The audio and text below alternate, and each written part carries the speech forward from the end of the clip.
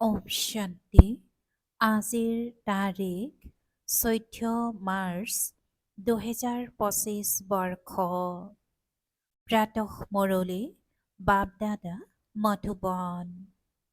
আজিৰ পিতাৰ অমৃতবাণী হৈছে, মৰমৰ সন্তানসকল, তোমালোকৰ চেহেৰা সদায় আনন্দিত হৈ থাকিব লাগে।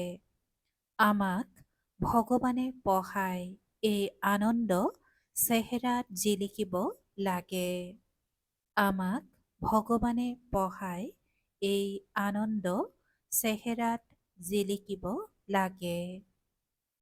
আৰু আজিৰ প্ৰশ্ন, এতিয়া তোমালোক সন্তানসকলৰ মুখ্য পুৰুষাৰ্থ কি? পিতাই উত্তৰত কৈছে, তোমালোকে শাস্তিৰ পৰা ৰক্ষা পাবলৈকে পুৰুষাৰ্থ কৰি থাকা।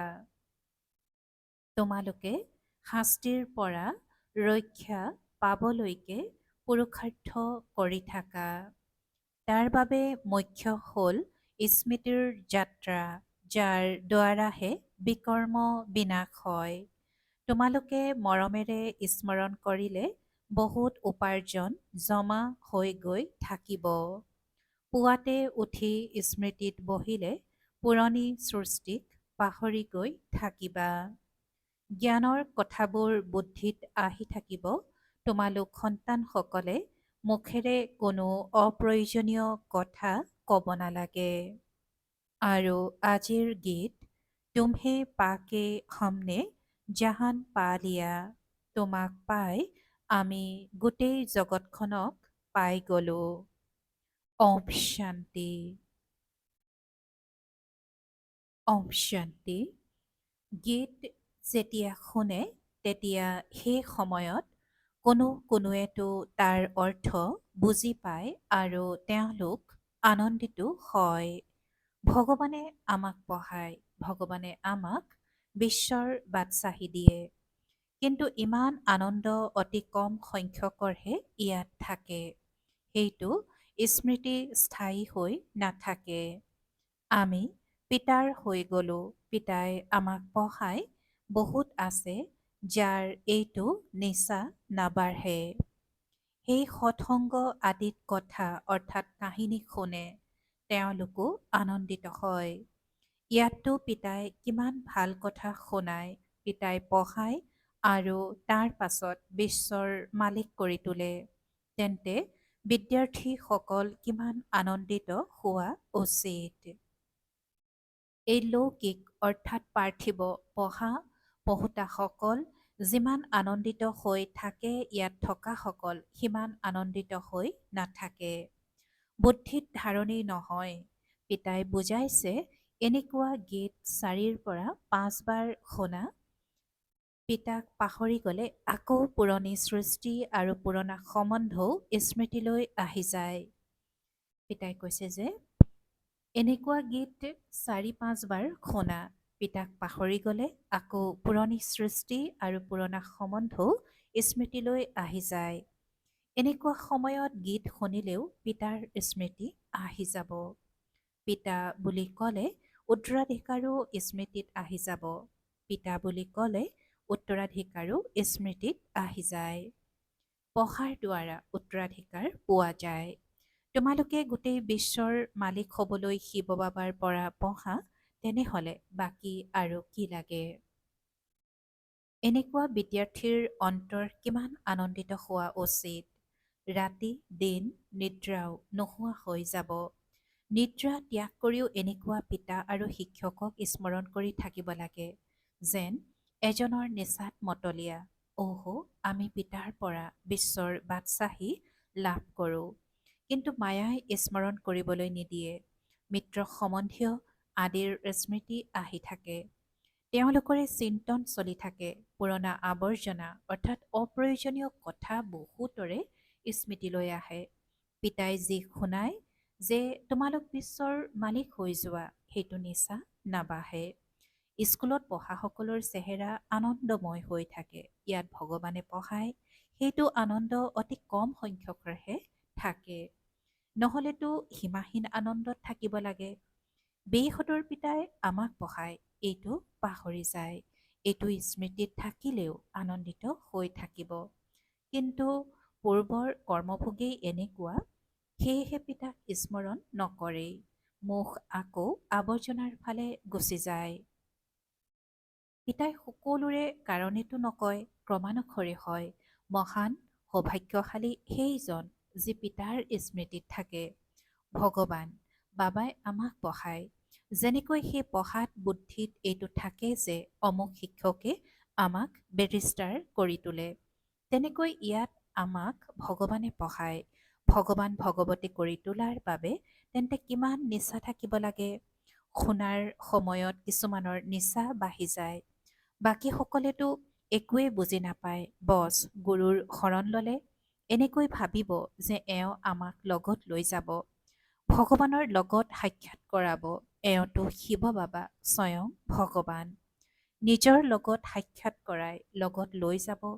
মনুষ্যই এই কাৰণেই গুৰুৰ শৰণ লয়, যাতে ভগৱানৰ ওচৰলৈ লৈ যায় বা শান্তিধামলৈ লৈ যায়। এই পিতাই সন্মুখত কিমান বুজায়, তোমালোক হৈছা বিদ্যাৰ্থী, পঢ়াওঁতা শিক্ষককতো স্মৰণ কৰা। একেবাৰেই স্মৰণ নকৰে।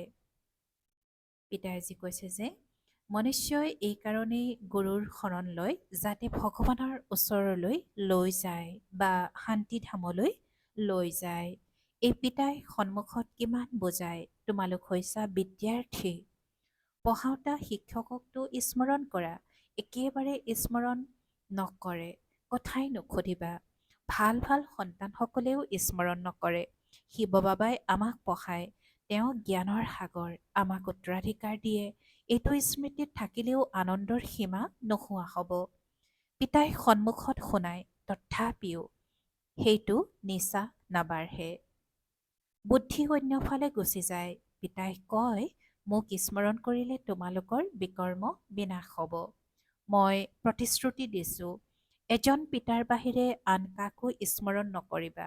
বিনাশ হ'বলগীয়া বস্তুক কি স্মৰণ কৰিব লাগে? ইয়াততো কোনোবা মৰিলে 2 পৰা 4 বছৰলৈকেও তেওঁক স্মৰণ কৰি থাকে, তেওঁৰ গায়ন কৰি থাকে। এতিয়া পিতাই সন্মুখত সন্তানসকলক কয়, মোক স্মৰণ কৰা। যিয়ে যিমান স্নেহেৰে স্মৰণ কৰে, সিমান পাপ খণ্ডন হৈ গৈ থাকে। বহুত উপাৰ্জন হয় ৰাতিপুৱা উঠি পিতাক স্মৰণ কৰা। ৰাতিপুৱা উঠি পিতাক স্মৰণ কৰা। ভক্তিও মনুষ্যই ৰাতিপুৱা উঠি কৰে। তোমালোকতো হৈছা জ্ঞান মাৰ্গৰ। তোমালোকে পুৰণি সৃষ্টিৰ আৱৰ্জনাৰ মাজত আবদ্ধ হ'ব নালাগে। কিন্তু বহুত সন্তান এনেকৈ আবদ্ধ হৈ যায় যে কথাই নুসুধিবা। আৱৰ্জনাৰ মাজৰ পৰা ওলাই নাহে। গোটেই দিন অপ্ৰয়োজনীয় কথাই কৈ থাকে। গোটেই দিন অপ্ৰয়োজনীয় কথাই কৈ থাকে। জ্ঞানৰ কথা বুদ্ধিত উদয়ে নহয়। বহুত এনেকুৱা সন্তানো আছে যিসকলে গোটেই দিন সেৱাত দৌৰি থাকে। যিসকলে পিতাৰ সেৱা কৰে, পিতাৰ স্মৃতিত তেওঁলোকেই আহিব। এই সময়ত মনোহৰক অৰ্থাৎ মনোহৰ দাদীক সকলোতকৈ বেছি সেৱাত তৎপৰ হৈ থকা দেখা যায়। আজি পিতাই কৈছে যে এই সময়ত মনোহৰক অৰ্থাৎ মনোহৰ দাদীক সকলোতকৈ বেছি সেৱাত তৎপৰ হৈ থকা দেখা যায়। আজি কৰ্ণাললৈ গ'ল, কাইলৈ আন ক'ৰবালৈ গ'ল, সেৱাত দৌৰি থাকে। যিসকলে নিজৰ মাজত যুদ্ধ কৰি থাকে, তেওঁলোকে কি সেৱা কৰিব? কোনসকল পিতাৰ মৰমৰ হ'ব? যিসকলে ভাল সেৱা কৰে, দিনে ৰাতিয়ে সেৱাৰে চিন্তা চলি থাকে, পিতাৰ অন্তৰতো তেওঁলোকে অধিষ্ঠিত হয়। তোমালোকে বাৰে বাৰে এনেকুৱা গীত শুনি থাকিলে তেতিয়াও স্মৃতি থাকিব। কিছু নিচা বাঢ়িব। পিতাই কৈছে, কেতিয়াবা কেতিয়াবা দুখী হৈ গ'লে তেতিয়া বাণীবদ্ধ গীত বজালে আনন্দিত হৈ যাব। অহো, আমি বিশ্বৰ মালিক হ'মগৈ। পিতাইটো কেৱল কয়, মোক স্মৰণ কৰা। কিমান সহজ পঢ়া। বাবাই ভাল ভাল 10ৰ পৰা 12টা বাণীবদ্ধ গীত বাছি উলিয়াইছিল, যাতে প্ৰত্যেকেই নিজৰ লগত ৰাখে। কিন্তু তথাপিও পাহৰি যায়। বহুতেতো আগবাঢ়ি গৈ গৈ পঢ়িবলৈকে এৰি দিয়ে। মায়াই প্ৰহাৰ কৰি দিয়ে। পিতাই তমোপ্ৰধান বুদ্ধিক সতোপ্ৰধান কৰি তুলিবলৈ কিমান সহজ যুক্তি শুনায়। এতিয়া তোমালোকে ভুল আৰু শুদ্ধৰ চিন্তা কৰিবলৈ বুদ্ধি পাইছা। আহ্বানো পিতাকেই জনায়, হে পতিত পাৱন আহক, এতিয়া পিতা আহিছে, গতিকে পবিত্ৰ হ'ব লাগে নহয়। তোমালোকৰ শিৰত জন্ম জন্মান্তৰৰ বোজা আছে, তাৰ বাবে কিমান স্মৰণ কৰিবা, সিমানেই পবিত্ৰ হ'বা। পিতাই কৈছে যে তোমালোকৰ শিৰত জন্ম জন্মান্তৰৰ বোজা আছে, তাৰ বাবে যিমান স্মৰণ কৰিবা সিমানেই পবিত্ৰ হ'বা আৰু আনন্দিত হৈ থাকিবা। যদিও সেৱাটো কৰিয়েই থাকা, কিন্তু নিজৰো হিচাপ ৰাখিব লাগে। পিতাই আজি কৈছে যে তোমালোকৰ শিৰত জন্ম জন্মান্তৰৰ বোজা আছে, তাৰ বাবে যিমান স্মৰণ কৰিবা সিমানেই পবিত্ৰ হ'বা আৰু আনন্দিত হৈও থাকিবা। গতিকে সেৱাটো কৰিয়েই থাকা, কিন্তু নিজৰ হিচাপ ৰাখিব লাগে। মই পিতাক কিমান সময় স্মৰণ কৰোঁ, স্মৃতিত থকাৰ তালিকা কোনেও ৰাখিব নোৱাৰে। মূল কথাবোৰ যদিও লিখে, কিন্তু স্মৰণ কৰিবলৈ পাহৰি যায়। পিতাই কয়, তোমালোকে স্মৃতিত থাকি ভাষণ দিলে তেতিয়া বহুত বল পাবা। নহ'লেতো পিতাই কয়, ময়ে গৈ বহুতক সহায় কৰোঁ। কাৰোবাৰ তাত প্ৰৱেশ কৰি ময়ে গৈ সেৱা কৰোঁ। পিতাই কৈছে যে কাৰোবাৰ তাত প্ৰৱেশ কৰি ময়ে গৈ সেৱা কৰোঁ। সেৱাটো কৰিবই লাগে নহয়। লক্ষ্য কৰি থাকোঁ তাৰ ভাগ্য উদয় কৰিবলগীয়া আছে। বুজাওতাজনৰ ইমান বুদ্ধি নাথাকিলে তেতিয়া মই প্ৰৱেশ কৰি সেৱা কৰোঁ। তেতিয়া আকৌ কোনোৱে লিখে, বাবাই এই সেৱা কৰিলে, মোৰতো ইমান শক্তি নাই, বাবাই মুৰলী শুনালে। কাৰোবাৰ আকৌ নিজৰ অহংকাৰ আহি যায়, মই ইমান ভালকৈ বুজালোঁ। পিতাই কয়, মই কল্যাণ কৰিবলৈ প্ৰৱেশ কৰোঁ। পাছত তেওঁ ব্ৰাহ্মণীতকৈও চোকা হৈ যায়। কোনোবা বুদ্ধিহীনক যদি বুজাবলৈ পঠিয়াই দিওঁ, তেতিয়া তেওঁ ভাবিব, এওঁতকৈতো ময়ে ভালকৈ বুজাব পাৰোঁ, গুণো নাই। এওঁতকৈতো মোৰেই অৱস্থা ভাল। কোনো মুৰব্বী হৈ থাকে, সেইবাবে বৰ নিচা বাঢ়ি যায়। বহুতে জাক জমকতাৰে থাকে, ডাঙৰ ব্যক্তিকো তই বুলি সম্বোধন কৰি কথা পাতে। বছ, তেওঁক দেৱী দেৱী বুলি ক'লে তাতেই আনন্দিত হৈ যায়। এনেকুৱাও বহুত আছে, শিক্ষকতকৈও বিদ্যাৰ্থী বুদ্ধিমান হৈ যায়। পৰীক্ষাত উত্তীৰ্ণ হৈ থকাটো এজন পিতাই আছে, তেওঁ হ'ল জ্ঞানৰ সাগৰ। তেওঁৰ দ্বাৰা তোমালোকে পঢ়ি আকৌ আনক পঢ়োৱা। কোনোৱেতো ভালদৰে ধাৰণ কৰি লয়, কোনোৱে পাহৰি যায়। আটাইতকৈ ডাঙৰ কথাটি হ'ল স্মৃতিৰ যাত্ৰা। আমাৰ বিকৰ্ম বিনাশ কেনেকৈ হ'ব? বহুত সন্তানৰতো চাল চলন এনেকুৱা যে সেয়া এওঁ ব্ৰহ্মা বাবাই জানে আৰু সেইজন বাবাই অৰ্থাৎ শিৱ বাবাই জানে। পিতাই কৈছে যে আটাইতকৈ ডাঙৰ কথাটি হ'ল স্মৃতিৰ যাত্ৰা। আমাৰ বিকৰ্ম বিনাশ কেনেকৈ হ'ব? বহুত সন্তানৰতো চাল চলন এনেকুৱা যে সেয়া এওঁ অৰ্থাৎ ব্ৰহ্মা বাবাই জানে আৰু সেইজন বাবাই অৰ্থাৎ শিৱ বাবাই জানে। এতিয়া তোমালোক সন্তানসকলৰ শাস্তিৰ পৰা ৰক্ষা পোৱাৰেই মুখ্য পুৰুষাৰ্থ কৰিব লাগে। তাৰ কাৰণে মুখ্য হ'ল স্মৃতিৰ যাত্ৰা, যাৰ দ্বাৰাহে বিকৰ্ম বিনাশ হয়। যদিও কোনোবাই পইচাৰে সহায় কৰে, এনেকৈ ভাবে যে আমি চহকী হ'মগৈ, কিন্তু শাস্তিৰ পৰা ৰক্ষা পাবলৈ পুৰুষাৰ্থটো কৰিবই লাগিব। নহ'লেতো পিতাৰ আগত শাস্তি খাব লাগিব। কোনোবা বিচাৰকৰ সন্তানে যদি কিবা এনেকুৱা কাম কৰে, তেতিয়া বিচাৰকজনেও লাজ নাপাব জানো?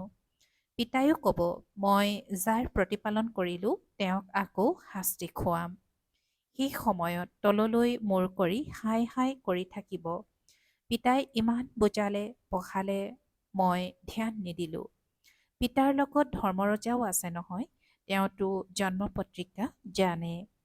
এতিয়াতো তোমালোকে বাস্তৱত দেখিবলৈ পোৱা, 10 বছৰ পবিত্ৰতাত চলিল, হঠাতে মায়াই এনেকুৱা ঘোচা মাৰিলে যে উপাৰ্জন কৰা সকলো শেষ কৰি দিলে, পতিত হৈ গ'ল। এনেকুৱা বহুত ঘটনা ঘটি থাকে। বহুত অধপতিত হৈ যায়। মায়াৰ ধুমুহাৰ মাজত গোটেই দিন হাইৰাণ হৈ থাকে। তেতিয়া পিতাকেই পাহৰি যায়। পিতাৰ পৰা আমি বেসদৰ বাটচাহী পাওঁ, সেইটো আনন্দ নাথাকে। কাম বিকাৰৰ পাছতেই মোহ আহে। কাম বিকাৰৰ পিছতেই মোহ আহে। এই ক্ষেত্ৰত নষ্টমোহা হ'ব লাগে। পতিতসকলৰ প্ৰতি কি অন্তৰৰ আসক্তি ৰাখিব লাগে। পতিতসকলৰ প্ৰতি কি অন্তৰৰ আসক্তি ৰাখিব লাগে। অৱশ্যে হয়, এইটোৱে খেয়াল ৰাখিব লাগে, পিতাৰ পৰিচয় দি এওঁৰো আমি উন্নতি সাধন কৰোঁ। এওঁক কোনটো ৰীতিৰে শিৱালয়ৰ লায়ক কৰি তোলোঁ, ভিতৰি ইয়াৰ উপায় ৰচনা কৰা। মোহৰ কথা নাই, যিমানেই মৰমৰ সম্বন্ধীয় নহওক তেওঁলোককো বুজাই থাকা। কাৰো প্ৰতি যাতে অতিপাত মৰম নাথাকে, নহ'লে শুধৰণি নহ'ব। দয়ালু অন্তৰৰ হোৱা উচিত। নিজৰ ওপৰতো দয়া কৰিব লাগে আৰু আনৰ ওপৰতো দয়া কৰিব লাগে। পিতাৰো দয়া উপজে, চাব লাগে মই কিমানক নিজৰ সমান কৰি তোলোঁ, কিমানক পৰিচয় দিলা, বাবাক তাৰ প্ৰমাণ দিব লাগে। পৰিচয় পোৱাজনেও লিখে, বাবা মই এওঁৰ দ্বাৰা বহুত ভালকৈ পৰিচয় পালোঁ। বাবাৰ ওচৰত প্ৰমাণ আহিলে তেতিয়া বাবাই বুজিব এওঁ সেৱা কৰে। বাবালৈ যাতে লিখে যে বাবা এই ব্ৰাহ্মণীগৰাকীটো বহুত বুদ্ধিমান, বহুত ভাল সেৱা কৰে, আমাক ভালকৈ পঢ়ায়, যুগত আকৌ সন্তানসকল অনুত্তীৰ্ণ হৈ যায়, স্মৰণ কৰাৰ বুদ্ধি নাই। পিতাই বুজায়, ভোজন খালে তেতিয়াও শিৱ বাবাক স্মৰণ কৰি খোৱা। ক'ৰবালৈ ঘূৰিব ফুৰিব গ'লে শিৱ বাবাক স্মৰণ কৰা, পৰচিন্তন নকৰিবা। যদি কোনো কথাৰ খেয়ালো আহে তেতিয়া পিতাক স্মৰণ কৰিবা, অৰ্থাৎ কাম কাজৰ চিন্তাও কৰিলা আৰু বাবাক স্মৰণ কৰিবলৈ লাগি গলা। পিতাই কয় কৰ্মটো বাৰু কৰা, নিদ্ৰাও কৰা, তাৰ লগতে এইটোও কৰা, অতিকমেও 8 ঘণ্টালৈকে আহিব লাগে। এয়া শেষৰ ফালে হ'বগৈ। লাহে লাহে নিজৰ খতিয়ানৰ তালিকা বঢ়াই যোৱা। কোনোৱে লিখে 2 ঘণ্টা স্মৃতিত থাকিলোঁ, আকৌ ক্ৰমশ খতিয়ানৰ তালিকা ঢিলা হৈ যায়। সেয়াও মায়াই নাইকিয়া কৰি দিয়ে। মায়া বৰ শক্তিশালী। যি এই সেৱাত গোটেই দিন ব্যস্ত হৈ থাকিব, তেওঁ স্মৰণো কৰিব পাৰিব। প্ৰতিটো মুহূৰ্ততে পিতাৰ পৰিচয় দি থাকিব। বাবাই স্মৃতিত থকাৰ বাবে বহুত জোৰ দি থাকে। নিজেও অনুভৱ কৰে মই স্মৃতিত থাকিব নোৱাৰোঁ। নিজেও অনুভৱ কৰে যে মই স্মৃতিত থাকিব নোৱাৰোঁ। স্মৃতিত থকাৰ ক্ষেত্ৰতে মায়াই বিঘিনি আনে। পঢ়াটো বৰ সহজ। পিতাৰ পৰা আমি পঢ়োঁ, যিমান ধন ল'বা সিমান চহকী হৈ যাবা। পিতাইতো সকলোকে পঢ়াই নহয়, বাণী সকলোৰে ওচৰলৈকে যায়। কেৱল তোমালোকেই নহয়, সকলোৱে পঢ়ি আছে। বাণী নগলেতো চিঞৰে। বহুত এনেকুৱাও আছে যিয়ে নুশুনিবই, এনেয়ে চলি থাকে। মুৰলী শুনাৰ চখ থাকিব লাগে। কিমান উত্তম গীত আছে। বাবা আমি নিজৰ উত্তৰাধিকাৰ ল'বলৈ আহিছোঁ। বাবা আমি নিজৰ উত্তৰাধিকাৰ ল'বলৈ আহিছোঁ। কোৱাও হয়, বাবা যি হওঁ, যেনেকুৱা হওঁ, কণা হওঁ, যেনেকুৱাই নহওঁ, আপোনাৰে হওঁ। সেয়াটো ঠিক আছে, কিন্তু চিৰ পৰাটো ভাল হ'ব লাগে নহয়। সকলো নিৰ্ভৰ কৰে যোগ আৰু পঢ়াৰ ওপৰত। পিতাৰ হোৱাৰ পাছত এইটো বিচাৰ প্ৰত্যেক সন্তানৰে অহা উচিত যে মই পিতাৰ হৈছোঁ, গতিকে স্বৰ্গলৈতো যামেই, কিন্তু আমি স্বৰ্গত কি হ'ব লাগে সেইটোও ভাবিব লাগে। ভালদৰে পঢ়া আৰু দৈবী গুণ ধাৰণ কৰা। বান্দৰে হৈ থাকিলে তেনেহ'লে কি পদ পাবা? তাতো প্ৰজা চাকৰ নাকৰ সকলো লাগিব নহয়। পঢ়াসকলৰ আগত নপঢ়াসকলে বোজা কঢ়িয়াব। যিমান পুৰুষাৰ্থ কৰিবা সিমান ভাল সুখ পাবা। ভাল ধনৱান হ'লেতো বহুত সন্মান থাকিব। পঢ়া লিখা কৰাসকলৰ সন্মান বহুত থাকে। পিতাইতো ৰায় দি থাকে, পিতাৰ স্মৃতিত শান্তিত থাকা। কিন্তু পিতাই জানে সন্মুখত থকা সকলতকৈও দূৰৈত থকাসকলে বহুত বেছি স্মৃতিত থাকে আৰু ভাল পদ পাই যায়। ভক্তি মাৰ্গতো এনেকুৱা হয়, কিছুমান অতি উত্তম ভক্ত যি গুৰুতকৈও অধিক স্মৃতিত থাকে। যিয়ে বহুত ভাল ভক্তি কৰিছে তেওঁলোকেই ইয়ালৈ আহে। সকলো ভক্ত নহয় জানো, সন্ন্যাসী আদি নাহে। সকলো ভক্তই ভক্তি কৰি কৰি আহি যাব। পিতাই কিমান স্পষ্টকৈ বুজায়, তোমালোকে জ্ঞান লৈ আছা, এইটো সিদ্ধ হয় যে তোমালোকে বহুত ভক্তি কৰিছা। বেছি ভক্তি কৰাসকলে বেছিকৈ পঢ়িব আৰু কম ভক্তি কৰাসকলে কমকৈ পঢ়িব। মুখ্য পৰিশ্ৰম কৰিবলগীয়া কথাটি হৈছে স্মৃতিত থকা। পিতাই কৈছে যে মুখ্য পৰিশ্ৰম কৰিবলগীয়া কথাটি হৈছে স্মৃতিত থকা। স্মৃতিৰ দ্বাৰাই বিকৰ্ম বিনাশ হ'ব আৰু বহুত অমায়িকো হ'ব লাগে। ভাল বাৰু। অতি মৰমৰ কল্পৰ পাছত পুনৰাই মিলিত হোৱা বিশ্বাসী আজ্ঞাকাৰী সন্তানসকলৰ প্ৰতি বাপ দাদাৰ স্নেহপূৰ্ণ স্মৰণ আৰু সুপ্ৰভাত। আজি পিতাই কৈছে যে অতি মৰমৰ কল্পৰ পাছত পুনৰাই মিলিত হোৱা বিশ্বাসী আজ্ঞাকাৰী সন্তানসকলৰ প্ৰতি বাপ দাদাৰ স্নেহপূৰ্ণ স্মৰণ আৰু সুপ্ৰভাত। আত্মিক পিতাৰ আত্মিক সন্তানসকলক নমস্কাৰ আৰু আত্মিক সন্তানসকলৰ আত্মিক মাত পিতা আৰু বাপ দাদাৰ প্ৰতি স্নেহপূৰ্ণ স্মৰণ আৰু সুপ্ৰভাত আৰু নমস্কাৰ নমস্কাৰ নমস্কাৰ। আৰু আজিৰ ধাৰণাৰ বাবে মুখ্য সাৰ প্ৰথমতে কোনোবাই যিমানেই মৰমৰ সম্বন্ধীয় নহওক তেওঁলোকৰ প্ৰতি মোহ ৰাখিব নালাগে। নষ্টমোহা হ'ব লাগে, যুক্তিৰে বুজাব লাগে, নিজৰ লগতে আনৰ ওপৰত দয়া কৰিব লাগে। দ্বিতীয়তে পিতা আৰু শিক্ষকক বহুত মৰমেৰে স্মৰণ কৰিব লাগে। নিশ্চা থাকিব লাগে যে ভগৱানে আমাক পঢ়ায়, বিশ্বৰ বাদশ্বাহী দিয়ে। চলোতে ফুৰোতে স্মৃতিত থাকিব লাগে, পৰচিন্তন কৰিব নালাগে। আৰু আজিৰ বৰদান অবিনাশী আত্মিক ৰঙৰ সঁচা শলীৰ দ্বাৰা পিতাৰ সমান স্থিতিৰ অনুভৱী হোৱা। অবিনাশী আত্মিক ৰঙৰ সঁচা শলীৰ দ্বাৰা পিতাৰ সমান স্থিতিৰ অনুভৱী হোৱা। আৰু আজিৰ বৰদানৰ ব্যাখ্যা তোমালোক পৰমাত্ম ৰঙেৰে ৰঙীন হোৱা। পবিত্ৰ আত্মা সংগম যোগ পবিত্ৰ জীৱনৰ যোগ। যেতিয়া অবিনাশী আত্মিক ৰং লাগি যায় তেতিয়া সদা কালৰ বাবে পিতাৰ সমান হৈ যোৱা। সেয়েহে তোমালোকৰ হোলী হৈছে সংগৰ ৰঙেৰে পিতাৰ সমান হোৱা। এনেকুৱা দেহৰ ৰং হওক যাতে আনকো পিতাৰ সমান কৰি দিয়া। প্ৰত্যেক আত্মাৰ ওপৰত অবিনাশী জ্ঞানৰ ৰং, স্মৃতিৰ ৰং, অনেক শক্তিৰ ৰং, গুণৰ ৰং, শ্ৰেষ্ঠ বৃত্তি দৃষ্টি শুভ ভাৱনা শুভ কামনাৰ আত্মিক ৰং লগোৱা। আৰু আজিৰ শ্লোগান দৃষ্টি অলৌকিক, মন শীতল, বুদ্ধি দয়াশীল আৰু মুখ মধুৰ কৰি তোলা।